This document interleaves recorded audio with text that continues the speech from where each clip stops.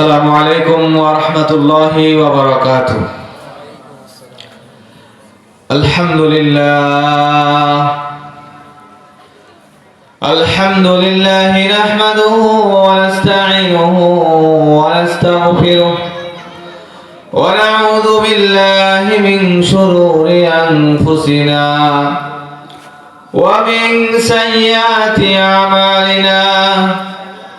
من يهد الله فلا مضل له ومن يضلله فلا هادي له.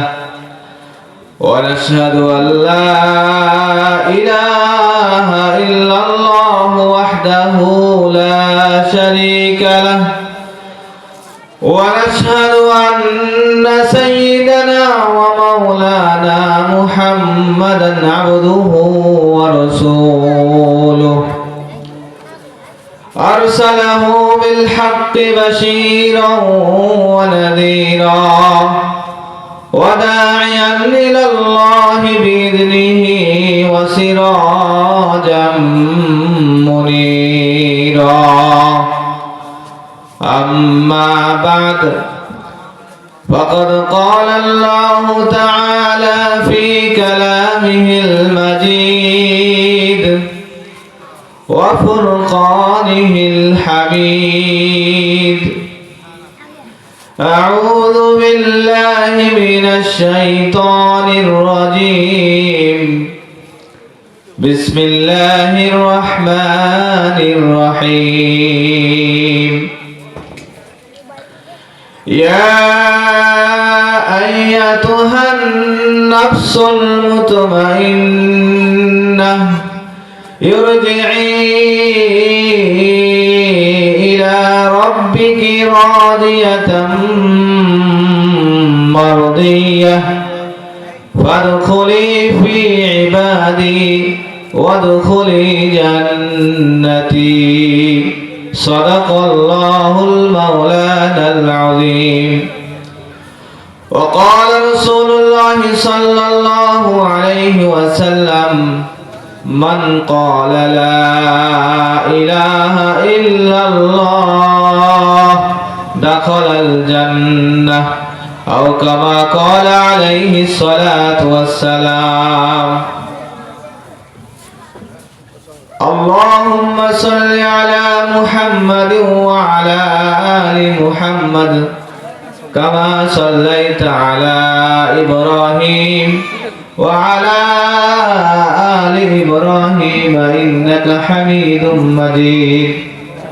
اللهم بارك على محمد وعلى آل محمد كما باركت على إبراهيم وعلى آل إبراهيم إنك حميد مجيد. বন্ধ হয়ে যাবে এটা কত পার্সেন্ট আছে?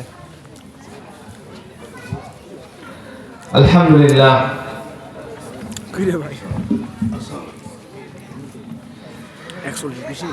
আলহামদুলিল্লাহ, আল্লাহ পাক রব্বুল আলামিনের দরবারে শুকরিয়া যে আল্লাহ তাআলা আমাদেরকে আজকের এই সুন্দর মনোরম পরিবেশে সুন্দর একটি মাহফিলের মধ্যে কিছু কথা বলা এবং শোনার জন্য সবার আগে আসার জন্য তৌফিক দান করেছেন। এজন্য আল্লাহ তাআলার কাছে শুকরিয়া আদায় করছি। আলহামদুলিল্লাহ। সম্মানিত হাজিরিন, আল্লাহ রাব্বুল আলামিন বান্দাদেরকে হিদায়াত দেওয়ার জন্য অসংখ্য নবী রাসূল প্রেরণ করেছেন। তারা মানুষকে দ্বীনের কথা বলেছেন। যারা নবী রাসূলগণের এই কথাগুলোকে মেনে নিয়েছেন তারা দুনিয়ার বুকে শ্রেষ্ঠ হয়েছে, আল্লাহ তাআলার কাছে দামি হয়েছে। আর যারা আল্লাহ তাআলার এই হুকুম, নবীদের এই দাওয়াতকে গ্রহণ করেন নাই, তারা দুনিয়াতে আল্লাহ তাআলার মাধ্যমে লাঞ্ছিত হয়েছে আর চিরস্থায়ী জাহান্নামে তারা নিক্ষেপিত হয়েছে। নাউযুবিল্লাহ। এজন্য আল্লাহ তাআলা সেই নবীগণের জীবনী থেকে আমাদেরকে ওই সমস্ত কাফেরদের জীবন থেকে আমাদেরকে শিক্ষা গ্রহণ করতে হবে। তো আল্লাহ রাব্বুল আলামিন আমাদেরকে একটি জীবন দান করেছেন। সেই জীবন আল্লাহ রাব্বুল আলামিনের পথেই পরিচালিত করতে হবে, আর সেই লক্ষ্যেই হেদায়েতের বাণী আজকে আমরা উলামায়ে কেরামের জবান থেকে শ্রবণ করব, যেন আমরা আমাদের জীবনকে আল্লাহ তাআলার রাহে পরিচালিত করতে পারি। আল্লাহ রাব্বুল আলামিন কোরআনুল কারীমে বলেন, ওয়ারিদওয়ানুম মিনাল্লাহি আকবার, আল্লাহ তাআলার কাছে সবথেকে দামি বড় হলো আল্লাহ তাআলার সন্তুষ্টি।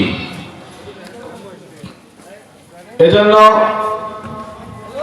প্রতিটি পদে পদে যদি আমি আপনি আল্লাহ তাআলার সন্তুষ্টির দিকটিকে লক্ষ্য রাখি, তাহলে ইনশাআল্লাহ আল্লাহ তাআলাও আমাদের উপরে সন্তুষ্ট হয়ে যাবেন ইনশাআল্লাহ। সাহাবায়ে কেরাম আমাদের পথের রাহবার। আমরা নবীজি সাল্লাল্লাহু আলাইহি সাল্লামকে অনুসরণ করতে পারবো না সাহাবায়ে কেরাম ছাড়া। আমরা আল্লাহ তাআলার কোরআনকে অনুসরণ করতে পারবো না সাহাবায়ে কেরামের জীবনী ছাড়া। সেই সাহাবায়ে কেরাম রাদিয়াল্লাহু তাআলা আনহুম, তারা আল্লাহ তাআলার অনুসরণ করেছেন, নবী করিম সাল্লাল্লাহু আলাইহি সাল্লামের পরিপূর্ণ অনুসরণ করেছেন। এজন্য আল্লাহ তাআলা কোরআনুল কারীমে তাদের ব্যাপারে ঘোষণা করেছেন, রাদিয়াল্লাহু আনহুম ওয়া রাদু আন, আল্লাহ তাআলা তাদের উপরে সন্তুষ্ট, তারা আল্লাহর উপরে সন্তুষ্ট এবং আল্লাহ তাআলা নিজেও তাদের উপরে সন্তুষ্ট। সুবহানাল্লাহ। এজন্য আমাদের প্রত্যেকের জীবন আমরা আল্লাহ তাআলার সন্তুষ্টির রাহেই পরিচালিত করতে হবে, তাহলেই দুনিয়াতে আমি আপনি শান্তি পাবো, তাহলেই আপনি আখিরাতেও শান্তির রাস্তা, জান্নাতের রাস্তায় চলতে পারবে ইনশাআল্লাহ। সূরা মায়েদায় 16 নম্বর আয়াতে আল্লাহ তাআলা বলেন যে আমাদের কাছে কোরআন এসেছে, এই কোরআন মানুষকে শান্তির রাস্তাগুলো বলে দেয়। সুবহানাল্লাহ। কোরআন কিসের রাস্তা বলে দেয়? সুবুলাস সালাম, আল্লাহ তাআলার পক্ষ থেকে শান্তির রাস্তাগুলো বলে দেন। কিন্তু আল্লাহ তাআলা এখানে একটা শর্ত জুড়িয়ে দিয়েছেন। সেখানে আল্লাহ বলেছেন, মানিত্তাবা রিদওয়ানাহু, যারা আল্লাহ রাব্বুল আলামিনের সন্তুষ্টি চায়, আল্লাহ তাআলাকে সন্তুষ্ট করতে চান, কেবল কোরআনুল কারীম তাদেরকেই দুনিয়া এবং আখিরাতের শান্তির রাস্তাগুলো বলে দেন। কোরআনুল কারীমে শান্তির রাস্তা সব বলে দেওয়া আছে, কিন্তু পায় কারা? আল্লাহ বলেন তারাই পায় যারা আল্লাহ তাআলাকে রাজি করতে চায়, খুশি করাতে চায়, তারাই এটা পেয়ে যায়। তো এই জন্য আজকে আমরা এই মাহফিলে আগমন করেছি। তো আমরা যদি একটা জিনিসকে ঠিক করি যে আমরা এখানে কেন এসেছি, আমরা এখানে কেন এসেছি? আল্লাহ তাআলাকে সন্তুষ্ট করার জন্য। আমরা কথা শুনে, বয়ান শুনে, ওয়াজ শুনে, তাফসীর শুনে এখান থেকে যাব, আর আমরা আমাদের আজকের জীবন আর আগামী কালকের জীবনের মধ্যে আমূল পরিবর্তন করার নিয়তে আমরা এখানে এসেছি। যদি এটা হয় যে আমরা আমাদের জীবনকে পরিবর্তন করতে পারতেছি আজকের পরে, তাহলে এই মাহফিল সার্থক। আমাদের মাহফিল কমিটির সদস্যবৃন্দ সার্থক, আমাদের মাহফিলের সম্মানিত সভাপতি তিনিও সার্থক। কখন? যদি আমরা আমাদের জীবনকে পরিবর্তন করতে পারি এখান থেকে যাওয়ার পরে। আর যদি এখান থেকে যাওয়ার পরে আমাদের জীবনে কোনো পরিবর্তনই না হয়, তাহলে আমাদের এই পুরা এই কর্মকাণ্ডগুলো সব কি বৃথা হয়ে যাবে। এজন্য আল্লাহ তাআলাকে সন্তুষ্ট করা। তো আল্লাহ তাআলা সন্তুষ্টি কোন কোন রাস্তায় আছে? প্রথমত আল্লাহ তাআলা সন্তুষ্টি আছে হলো আল্লাহ রাব্বুল আলামিনের প্রতি ঈমান আনার দ্বারা। আল্লাহ তাআলার প্রতি কি? ঈমান। এই ঈমান বুখারী শরীফে আছে, আল ঈমানু ইয়াজিদু ওয়া ইয়ানকুসু, ঈমান বাড়েও আবার কমেও। তাহলে ঈমান বাড়ে কিভাবে? ঈমান বাড়ে ঈমানের কথা বললে, ঈমানের দাওয়াত দিলে, ঈমানের পক্ষে কথা বললে। ঈমানের সর্বনিম্ন স্তর হলো কোনো খারাপ কাজ দেখলে ওইটাকে অন্তর দিয়ে কি করা? ঘৃণা করা। ঈমানের সর্ব উচ্চ স্তর হলো মানুষকে কোনো খারাপ কাজ দেখতে পাইলে সঙ্গে সঙ্গে হাত দিয়ে ওটাকে বাধা দেওয়া। এটা হলো লা ইলাহা ইল্লাল্লাহ, আহ্বান, যে তুমি কখনো খারাপ কাজকে কি করতে পারবে না, সাপোর্ট করতে পারবে না, বরং তুমি ইমানের দাবি করতেছো, মানে তোমাকে এখন ওই খারাপ কাজ তোমার সামনে হচ্ছে, এটাকে বন্ধ করতে হবে। যদি এতটুকু শক্তি না থাকে, তাহলে আমাকে মুখ দিয়ে বলার শক্তি আল্লাহ দিয়েছেন। তো আমার ইমানের দাবি হলো, আমি আমার সমাজের এই খারাপ কাজটাকে আমি হাত দিয়ে পারতেছি না, মুখ দিয়ে আমি বন্ধ করে দেব। যদি আল্লাহ তাআলা এই সামর্থ্যটুকু না দেয়, তাহলে আল্লাহ তাআলা কমাস কম অন্তর দিয়ে ঘৃণা করার শক্তি আমাদেরকে দিয়েছেন। এজন্য কোনো মানুষ যদি নিজেকে ইমানদার দাবি করতে চায়, তাহলে সর্বনিম্ন স্তরে তাকে থাকতে হলে অন্তর দিয়ে প্রত্যেকটা খারাপ কাজকে ঘৃণা করতে হবে। যদি এটা আমি করতে পারি, তাহলে হলো জালিকা আযাফুল ঈমান, এটা হলো ঈমানের সর্বনিম্ন স্তর, এরপরে আর ঈমানের কোনো স্তর নাই। এজন্য আমি আল্লাহ তাআলার সন্তুষ্টি অর্জন করতে চাইলে কালিমার দাবি লা ইলাহা ইল্লাল্লাহ মুখে বলা, কালিমার দাবি লা ইলাহা ইল্লাল্লাহকে বাস্তবায়ন করা, কালিমার দাবি এলাকায় কোনো কাজ খারাপ কাজ হতে দেখলে সেটা তার অধিকার নয় খারাপ কাজ করা। খারাপ কাজ করলে, গান বাজালে, নাচ গান করলে, মদ জুয়ার আড্ডা বসালে এলাকার জীবনে কোনো উন্নতি হয়েছে এটাকে প্রমাণ দিতে পারবে? পারবে না। এটা কারো অধিকার হতেই পারে না। গান বাজা, অনেক উচ্চ আওয়াজে মানুষকে কষ্ট দিয়ে গান বাজনা করা, নাচ গান করা, এতে করে মানুষের চারিত্রিক ত্রুটি হওয়ার সম্ভাবনা আছে, এতে করে মানুষের ঈমান হারা হওয়ার সম্ভাবনা আছে। এজন্য এর একটা উদাহরণ মাত্র, এরকম খারাপ কাজ সমাজে কখনোই হতে দেওয়া যাবে না। যার সামর্থ্য আছে, শক্তি আছে, তার ঈমানের দাবি হলো, তার লা ইলাহা ইল্লাল্লাহ দাবি হলো, এটাকে সে বন্ধ করে দিবে।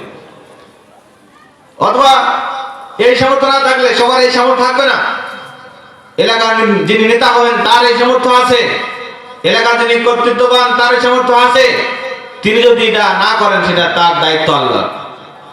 এরপরে আমাদের দায়িত্ব মুখ দিয়ে বলা, কমাস কম মুখ দিয়ে বলতে হবে। এতটুকু শক্তি না থাকলে আমাদেরকে ঘৃণা করতে হবে।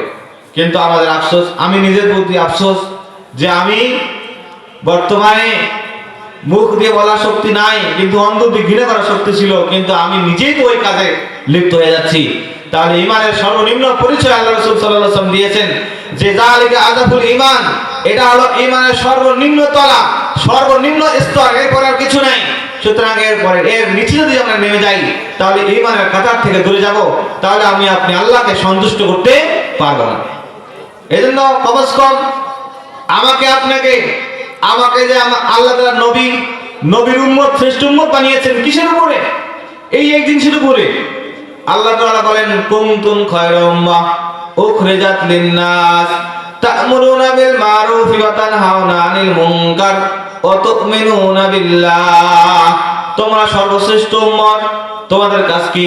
তা'মুরুনা বিল মারুফ, তোমরা মানুষকে ভালো কাজের আদেশ করবা, ওয়া তানহাউনা আনিল মুনকার, অসৎ কাজ থেকে বারণ করবা, নিষেধ করবা, ওয়া তু'মিনুনা বিল্লাহ, এবং আল্লাহ তাআলার প্রতি ঈমানটাকে বাড়াইতেই থাকবা, ঈমান বাড়াইতেই থাকবা। তাহলে আমরা সর্বশ্রেষ্ঠ উম্মত, এর পরিচয় হলো সৎ কাজের আদেশ করা, অসৎ কাজকে ভুলণ্ডিত করে দেওয়া। কারণ আমি নিজেই যদি গুনাহের কাজে লিপ্ত হই, আমি নিজে যদি আমার ছেলের মেয়ের বিবাহতে গান বাজনার হিরিক লাগাই নেই, আমি যদি নিজেই আমার সন্তানের আকিকার মধ্যে অনৈসলামিক কর্মকাণ্ডগুলো দিয়ে ভর্তি করে দেই, তাহলে আমি কি আমার লা ইলাহা ইল্লাল্লাহর দাবিকে আমার মাধ্যমে ফুটিয়ে তুললাম, নাকি এর বিপরীত দিকে চললাম? তাহলে আমি যদি আমাকে নিজেকে ইমানদার হিসেবে পরিচিত করতে চাই, এলাকায় সর্বশ্রেষ্ঠ আমল কি? আল্লাহ তাআলা সর্বশ্রেষ্ঠ আমলের কথা বলেছেন কোরআনুল কারীমে। আল্লাহ বলেন, ওয়ামান আহসানু কওলাম মিম্মান দাআ ইলাল্লাহ ওয়া আমিলা সালিহা ওয়া ক্বালা ইন্নানি মিনাল মুসলিমিন। যারা তিনটা কাজ করে তারা হলো সর্বশ্রেষ্ঠ আমলকারী। সূরা মুলকে আল্লাহ বলেন, আমি যে তোমাদেরকে সৃষ্টি করেছি, কেন সৃষ্টি করেছি? হায়াত মওত সৃষ্টি করেছি, কেন সৃষ্টি করেছি? আল্লাহ বলেন, লিনাবলুয়াকুম আইয়ুকুম আহসানু আমালা। সর্বশ্রেষ্ঠ আমলটা কে করে আমি এটা দেখার জন্য তোমাদেরকে সৃষ্টি করেছি। এবার প্রশ্ন, আল্লাহ সর্বশ্রেষ্ঠ আমল কি?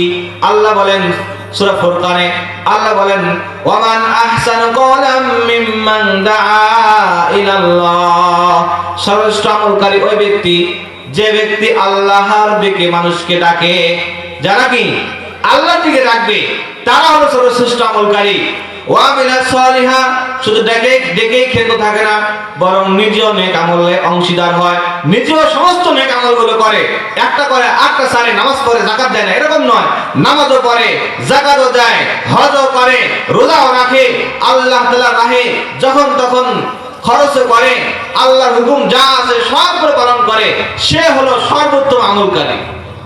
এবং ওয়া ক্বালা ইন্নানি মিনাল মুসলিমিন, সে সমাজে নিজেকে মুসলিম পরিচয় দেয়, মুসলমানের পরিচয় দেয়।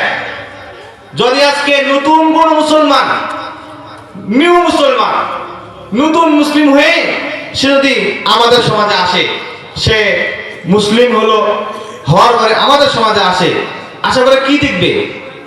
দেখবে এতটুকু যে ওরা ভগবান বিশ্বাস করে আর এরা আল্লাহ বিশ্বাস করে, এছাড়া আর কি দেখবে? কি আছে আমাদের মধ্যে? আমার মুসলমানের পরিচয় কি? ওর গান বাজনা দিয়ে ইবাদত হয়, আমার বিবাহ হলো ইবাদত, আমার মেয়ের বিবাহ ইবাদত, ছেলের বিবাহ ইবাদত। এই ইবাদতগুলোর মধ্যে আমরা গান বাজাই। সেও তার আগের পূর্বেকার ধর্মে কি দেখতো? গান বাজনা দেখতো। তো গান বাজনা তার ধর্মের প্রতীক, আমাদেরও গান বাজনা বিবাহের প্রতীক। গান বাজনা হলে বিবাহই হয় না, গান বাজনা হলে অন্য কোনো অনুষ্ঠানই হয় না, খেলা হয় না, কিছু হয় না। তাহলে সে জানবে যে মুসলমান আর হিন্দু বা অন্য কোনো ধর্মের মধ্যে পার্থক্য এতটুকু যে তারা এক খোদাকে মানে, এরা এক খোদাকে মানে, বাস এতটুকু। কিন্তু না, আল্লাহ বলে আমি যে বানাইছি তোমাদেরকে যে উদ্দেশ্যে সর্বশ্রেষ্ঠ আমল দেখতে চাই, সেটা কি? যে তুমি নিজেকে সর্বহালতে সর্বদাই তুমি নিজেকে বলবা আমি মুসলমান। আমি কি? মুসলমান। মুসলমান কাকে বলে? মুসলমানকে, মুসলমান শব্দের অর্থ কি? মুসলিম শব্দের অর্থ হলো যে ব্যক্তি তার গর্দানকে ঝুঁকিয়ে দিয়েছে। আল্লাহকে বলেছে, আল্লাহ আমি আমার গর্দানকে ঝুঁকিয়ে দিলাম, এবার আপনি আপনার হুকুম যা আছে সব আমার গর্দানে রাখেন, আমার কাঁধে রাখেন, একটা হুকুমও আমার কাঁধ থেকে আমি ফেলাই দিব না। সে হলো মুসলিম। মুসলিম হলো অর্থ এটা, মুসলিম মানে না এটা। কিন্তু আমরা মুসলিম শব্দের অর্থ যে শান্তি। মুসলিম মানে শান্তি না, ইসলাম মানে শান্তি না। ইসলাম মানে হলো নিজের কাঁধকে আল্লাহর হুকুমের সামনে রেখে দেওয়া। গর্দান নিহাদান বা তাআত, এটা একটা মূল ভাগ ইসলাম। এর অর্থ হলো আল্লাহর সামনে নিজের কাঁধকে গর্দানকে রেখে দেওয়া। কাঁধকে গর্দানকে কেন রাখবো? আল্লাহর হুকুম যে রাখবে এই জন্য। যাই হোক, সম্মানিত হাজিরিন, আমরা আজকের মাহফিলে আসতে পেরেছি। তো আমরা সর্বদাই এখান থেকে যা শুনবো একমাত্র নিয়ত থাকবে যে আল্লাহ তাআলার সন্তুষ্টির লক্ষ্যে শুনবো ইনশাআল্লাহ।